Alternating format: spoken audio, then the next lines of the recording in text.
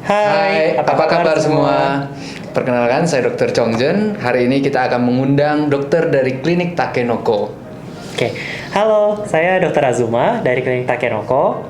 Hari ini kami berdua akan membicarakan tentang update COVID-19 di Indonesia dan negara-negara lain. Betul. Ya, seperti yang kita tahu, memang corona ini sudah begitu lama ya di dunia ini, sejak Januari, dan di Indonesia sejak Maret ya sudah masuk. Dan kita akan update sampai Juli ya sudah berapa kasus. Boleh Dokter Azuma? Oke, jadi kita mulai mengenal kasus COVID-19 ini masuk di Indonesia sejak tanggal 2 Maret ya dokter kalau Betul. saya tidak ingat ya. Lalu update terbaru yang saya dapatkan sampai dengan tanggal 19 Juli 2020 di Indonesia ditemukan 86.521 kasus. 81.000. 86.000. Oh sorry, 86.000. Jadi sekian lama ya, sudah 3 bulan kita sudah naik sebesar 86.000. Begitu banyak ya. Iya. Oke. Lalu bagaimana dengan kalau kita lihat di Indonesia kan 86.000. Bagaimana dengan negara lain, Dokter Azuma? Oke, negara-negara lain yang saya pick up di sini sebenarnya ada 3 negara. Jadi dari 3 negara ini Amerika. Jadi mungkin sering terdengar di berita juga lonjakan kasus COVID di Amerika. Nah, di Amerika sendiri sampai dengan 19 Juli telah mencapai 3.898.950. 3 juta. 3 juta kasus. Wow. Betul, dokter. 3 juta itu berapa kali lipat negara kita ya? Bahkan melebihi kasus di Cina. Padahal kalau kita Betul. tahu kasus di Cina itu pertama kali ya COVID itu terjadi, dan sampai saat ini kalau bisa kita lihat setelah 6 bulan ternyata kasus di Amerika menjadi nomor 1. Menjadi nomor 1. Luar biasa. Oke. Kalau kita bandingin, kenapa bisa begitu? Dari data seperti itu, kasus ini kan kita lihat kasus positifnya. Iya. Dari betul. data itu sebenarnya apa yang paling penting yang perlu kita ketahui, dokter? Oke, sebenarnya di saat kita bicara angka positif, ini adalah sangat tergantung bermacam-macam hal sekali.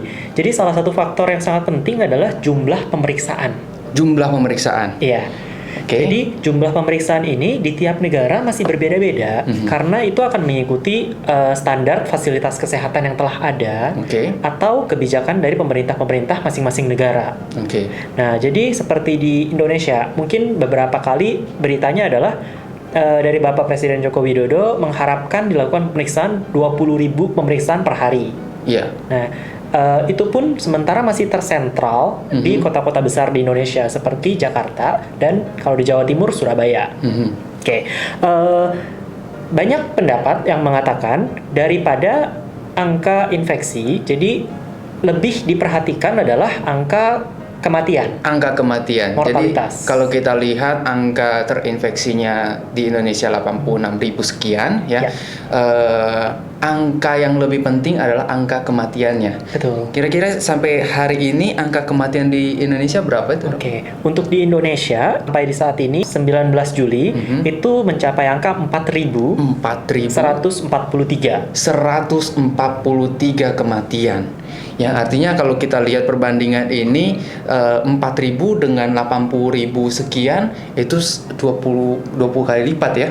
Iya, betul. Tapi angka ini kalau kita lihat menjadi bahaya nggak ya, Dok? Oke, jadi kematian yang terjadi di tiap-tiap negara itu harus kita bandingkan dengan jumlah populasinya. Oke, jumlah populasi ya. Oke, jadi seperti di Indonesia, populasi Indonesia itu masih dalam bentuk proyeksi tahun 2020 itu diperkirakan 269 juta. 269 juta. Oke. Artinya Dalam 269 juta penduduk ada 4.143 kematian. berapa boleh diulang? Oke. Dari 269 juta, 4.143 kematian. 4.143 kematian. Yang artinya kalau kita lihat kematian, biasanya kan kita lihat per 1 juta gitu ya. Betul. Dihitung berapa tuh kira-kira, Dok? Jadi satuannya disamakan menjadi 15 kematian per 1 juta. 15 kematian per 1 juta.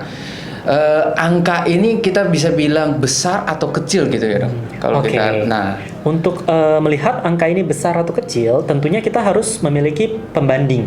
Iya. Nah, jadi kita bandingkan dengan negara-negara lain seperti Amerika. Oke. Kita kembali lagi ke Amerika. Di Amerika itu dengan populasinya yang 333 juta, 300 lebih banyak dari negara kita. lebih banyak Ya. daripada Indonesia, namun angka kematiannya pun jauh lebih tinggi. Sehingga didapatkanlah angka 430 kematian per 1 juta. 430 kematian per 1 juta, sedangkan di Indonesia 15 kematian per 1 juta. Betul. Oke, kalau kita bandingkan ini cukup lumayan jauh ya. Kalau kita lihat juga data populasi di dunia, di Amerika itu peringkat 3 dan Indonesia adalah peringkat keempat. Kalau dibandingkan dari jumlah populasi ini pun dengan tingkat kematian yang ada di Indonesia, dapat kita lihat sebenarnya Indonesia dibandingkan dengan Amerika tidak begitu parah ya. Betul. Oke, baik dok. Ini kan kita bedakan dengan Amerika, Ya. ya kan? Kalau kita bandingkan dengan penyakit, seperti kita ketahui pada tahun 2004 ya, itu SARS bukan? Oh ya. Ya, itu tingkat kematiannya cukup parah ya. Iya. Oke, kalau kita lihat data di WHO itu bisa sampai sekitar 10% ya, 8 sampai 10%. Sekitar 8-10%, 8 ya. sampai 10%. Bagaimana dengan kasus corona ini, COVID-19 dibandingkan dengan SARS atau penyakit infeksi lain, infeksi saluran pernafasan yang bisa mengakibatkan kematian? Oke, jadi kalau dari penyakitnya sendiri kita bandingkan dengan penyakit yang lain, itu untuk tingkat infeksinya dikatakan dia memiliki tingkat infeksi yang lebih tinggi. Oke. Namun untuk tingkat kematiannya sendiri itu lebih rendah. Oke. Jadi untuk COVID dia beranjak berkisar 5 sampai dengan 8%. Oke. Jadi infeksinya lebih parah, tetapi tingkat kematiannya lebih sedikit nih gitu ya. Nah kalau gitu bagaimana kita menanggapi seharusnya? Apakah kita harus takut sekali atau terhadap corona ini karena infeksinya kan cepat menyebar, gitu ya kan? Karena kasus infeksi yang tinggi dengan tingkat kematian yang cukup rendah. Kalau begitu apakah kita boleh nggak usah takut gitu? Karena kan tingkat kematiannya lebih rendah dibandingkan SARS gitu ya. Oke, jadi kalau terkait ini yang terpenting adalah memutus rantai penyebaran. Oke. Ya, jadi semua orang yang terinfeksi itu sekitar 80%-nya ini adalah orang tanpa gejala. Orang tanpa gejala yang Ya. artinya dia terinfeksi tapi nggak ada gejala. Nggak ada gejala, dan namun dia bisa menularkan ke orang lain. Oke, ini yang jadi bahaya sebenarnya. Betul. Jadi orang yang tanpa gejala ini harus dites dulu nggak itu dok? Ya, Jadi dia disarankan mereka dites dulu, melakukan tes. sudah positif, tapi dia nggak ada gejala. Betul. Tapi kalau dia nggak tes, dia juga nggak tanpa gejala gitu kan? Iya, dia nggak tahu juga. Nggak tahu juga gitu ya. Iya. Nah ini yang jadi bahaya. Nah bahayanya kenapa dok? Kalau misalnya nyebar ke siapa yang menjadi paling resiko? Oke, jadi kalau kita lihat angka kematiannya itu memang dia meningkat tajam di atas usia 60. 60 tahun. Ya, jadi orang-orang yang sudah berlanjut usia atau di atas umur 60 dan memiliki penyakit bawaan. Oke. Jadi dengan adanya faktor resiko usia di atas 60 ini menjadi meningkat tinggi. Ya, maka dari itu bisa kita simpulkan bahwa kalau orang yang memiliki corona positif tapi dia tanpa gejala, yang menjadi bahaya adalah jika dia membawa virus ini dan menularkan kepada orang yang berusia di atas 60 tahun. Maka dari itu perlu sangat hati-hati sekali kalau di keluarga kita ada orang tua. Betul? Betul Oke. sekali. Ada satu lagi yang menjadi pertanyaan dok. Iya, Kemarin apa ini itu? sempat muncul ya yang namanya vaksin BCG. Ini dapat mencegah kematian. Itu bagaimana tuh dok? Kalau kita lihat ya di Indonesia ini kan vaksin BCG menjadi imunisasi dasar. Apakah akan mempengaruhi tingkat kematian di Indonesia mengenai corona ini? Oke, jadi topiknya sekarang BCG ya. Iya, BCG. Oke. BCG ini sebenarnya dia adalah vaksin. Dia singkatan dari 3 huruf BCG. Dia dari Bacille Calmette Guerin. Yang artinya apa tuh? Oke. Itu untuk vaksin apa dok? Oke, jadi ini adalah vaksin untuk TBC. TBC. Betul. TBC itu penyakit infeksi yang paling menular di Indonesia. Ya, Hampir Ya. seluruh orang Indonesia itu ada penyakit TBC, tapi Betul. nggak ketahuan begitu ya dok? Iya. Ya. Oke, lalu ada sebuah data yang sangat menarik. Ya. Di sini ada negara-negara yang sampai saat ini pun merekomendasikan atau dimasukkan dalam program vaksinasi BCG. Ada juga negara-negara yang dulu merekomendasikan dan saat ini tidak. Ada negara yang tidak merekomendasikan. Oke. Jadi berarti sekarang yang saya tahu ya, Indonesia Ya. ini adalah negara yang merekomendasikan. Betul. Negara apa yang tidak merekomendasikan? Padahal ini sangat penting gitu ya, mencegah TBC. Oke, untuk negara-negara yang tidak merekomendasikan itu yang tertinggi adalah 4.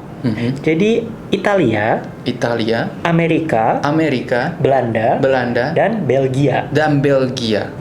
Oke, 4 negara ini. Ya. Kenapa?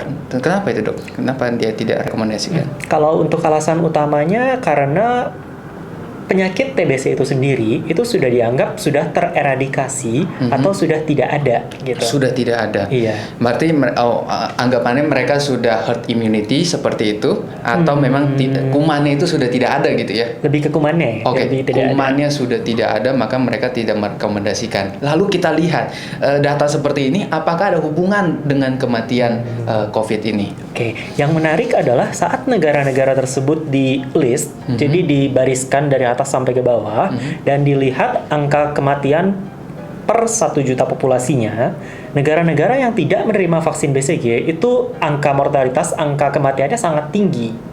Nah, seperti contoh di sini Italia, Belgia itu dia di atas 500 Di atas per 500 1 juta penduduk. per 1 juta penduduk. Ya. Oke, artinya kalau di Indonesia kira-kira berapa tuh? Seperti tadi ya. Di Indonesia 15. 15 ya. Iya. Jadi Ya. dari 15 ke over 500. Over 500. Iya. Artinya efek dampak dari imunisasi BCG ini sangat berpengaruh pada tingkat kematian disebabkan oleh corona ini.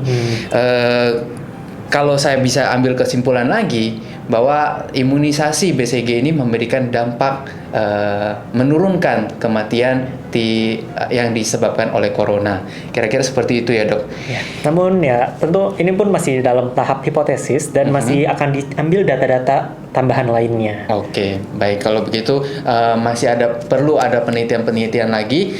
Semoga ini benar-benar hipotesis ini dapat diterima ya, sehingga Indonesia ini tingkat kematiannya tidak terus bertambah. Ya kira-kira seperti itu ya dok. Ya.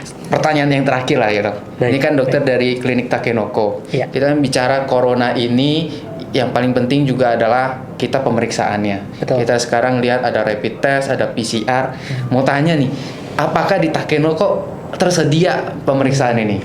Oke, kalau untuk di Takenoko sendiri, rapid test maupun PCR itu dua-duanya bisa kita lakukan. Bedanya untuk rapid test itu kita lakukan di dalam klinik. Jadi rapid test pemeriksaannya melalui darah itu kita lakukan sendiri. Untuk PCR kita bekerja sama dengan rumah sakit. Oke. Hasilnya berapa lama? Untuk rapid test hasilnya dalam hari itu juga, atau sebenarnya pembacaan hasil 30 sampai 1 jam. Kalau untuk PCR 4 hari. 4 hari ya. Iya. Oke, kalau begitu untuk teman-teman semua yang ada di rumah, yang ada dimanapun ya, kalau ingin periksa rapid test nggak usah bingung, kita bisa datang ke klinik Takenoko. Oke, Dokter Azuma, sekian topik kita hari ini ya. Kita berdoa supaya corona ini di Indonesia bisa cepat berlalu dan kembali ke normal. Tentu. Ya, demikian video kita hari ini. Jika suka tolong di like dan jangan lupa di subscribe. Dan kalau ada komentar, pertanyaan, silakan di bawah ini. Ya, saya Dr. Chongjen. Dan saya Dr. Azuma. Terima kasih. Terima kasih.